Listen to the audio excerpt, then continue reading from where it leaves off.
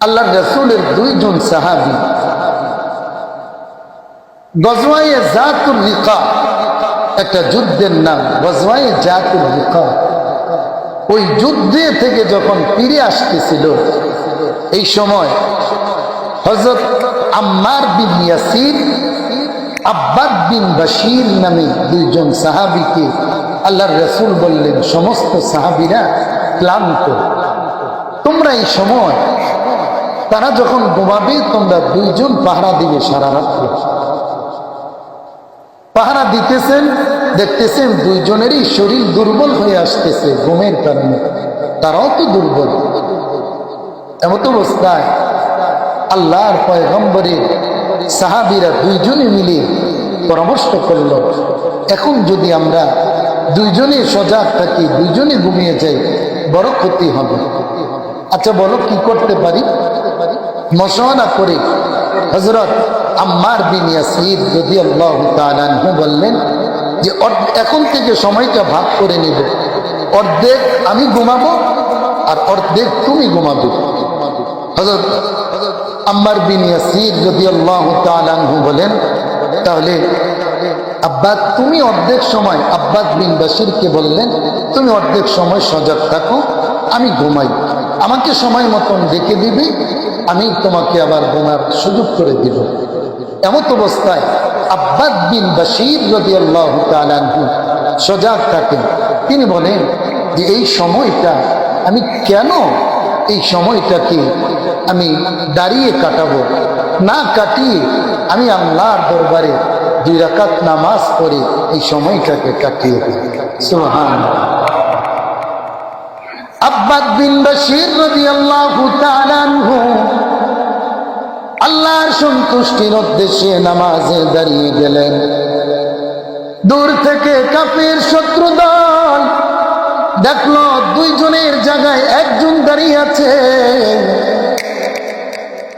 আব্বাদ বিন বাশির তিনি তো তাদের দিকে লক্ষ্য করেন না, তিনি নামাজরত দণ্ডায়মান অবস্থায় দাঁড়িয়ে আছে। তিনি নামাজে দণ্ডায়মান আছেন, তিনি নামাজ পড়তেছেন। ওই কাফের শত্রুর গোষ্ঠী আব্বাদ বিন বাশিরের দিকে তাকিয়ে তারা দূর থেকে তীর নিক্ষেপ করল। তীর মারার সাথে সাথে আব্বাদ বিন বাশিরের পায়ের ভিতরে তীর কঠিন ভাবে আঘাত করল। একটা তীর লাগলো, রক্ত ঝরতেছে। কিছুক্ষণ পরে আবার তাকে তীর মারলো, আবারও তীর মারার পরে আব্বাদ বিন বাশির নামাজ পড়তেছে, 2টা তীর তার পায়ে লাগলো। কিছুক্ষণ পরে আবার আরেকটি তীর আব্বাদ বিন বাশিরের পায়ের মাঝে তারা দূর থেকে নিক্ষেপ করলো। তৃতীয় তীর তার পায়ের ভিতরে বিঁধে গেল। তার শরীর থেকে রক্ত খনন হচ্ছে, শরীর দুর্বল হয়ে যায়। আব্বাদ বিন বাশির সূরা কাহাফ তিলাওয়াত করতেছেন। সূরা কাহাফ আধা পারার উপরে প্রায় 12 পৃষ্ঠা 2 লাইন, 12 পৃষ্ঠার 2 লাইনের একটা সূরা তিনি ওই নামাজের মাঝে তিলাওয়াত করতেছেন। এমন অবস্থায় নিজের শরীরের দুর্বলতা দেখে তার ভাই হযরত আম্মার ইবনে ইয়াসারকে ডাক দেওয়ার তার কোনো নিয়ত ছিল না। বলে আমি দুর্বল হলে যদি আমার রাসূল যে আদেশ করলেন, আদেশ অনুযায়ী যদি আমাকে দুর্বল পেয়ে কাফেররা আমার রাসূল এবং সাহাবীদের উপরে হামলা করে, এই জন্য আব্বাদ বিন বাশির তিনি আম্মার বিন ইয়াসার রাদিয়াল্লাহু তাআলা আনহুকে ডেকে উঠাইলেন। বললেন, তিনি উঠার সাথে সাথে দেখলেন রক্ততে রঞ্জিত হয়ে গিয়েছে, লাল হয়ে গিয়েছে। ডাক দিলেন, বললেন, ভাই কি জন্য, কোন কারণে এই অবস্থা? তো আমাকে ডাক দিলেন না। বলে, দেখো আমি সজাগ ছিলাম কিন্তু শুধু দাঁড়িয়ে ছিলাম না, আমি নামাজরত অবস্থায় ছিলাম, নামাজে সূরা কাহাফ তিলাওয়াত করতেছিলাম। এমন ভাবে নামাজে আমি তিলাওয়াত করতেছি, আমার আল্লাহ বললেন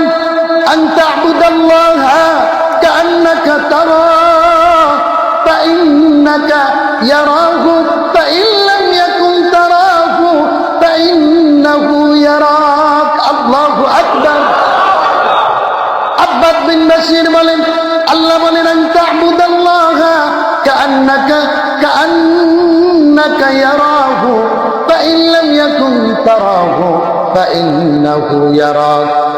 তিনি বলেন, আল্লাহ বললেন, আরে আমার বান্দা, এমন ভাবে তুমি আল্লাহর ইবাদত করো, আন তা'বুদাল্লাহা কাআন্নাকা তারাহু, তুমি এমন ভাবে আমার আল্লাহর ইবাদত করো যেমনি ভাবে আল্লাহকে তুমি দেখতে পাও।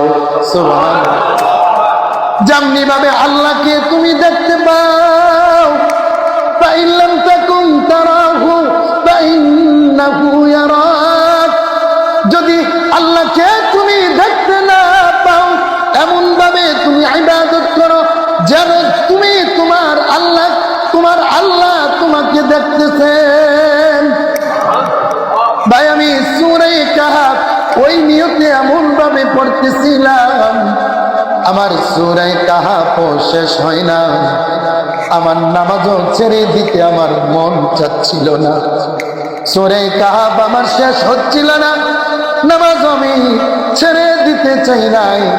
আমার ভাইরা, আমার বাবারা, ফেরেশতাদের জীবনের শেষ মুহূর্তে নামাজের অবস্থাও এমন, কিন্তু আজকে আমাদের নামাজ কেন আমাদেরকে খারাপ কাজ থেকে, ফাহশাত কাজ থেকে, মুনকারাত থেকে কেন আমাদেরকে দূরে সরে দেয় না?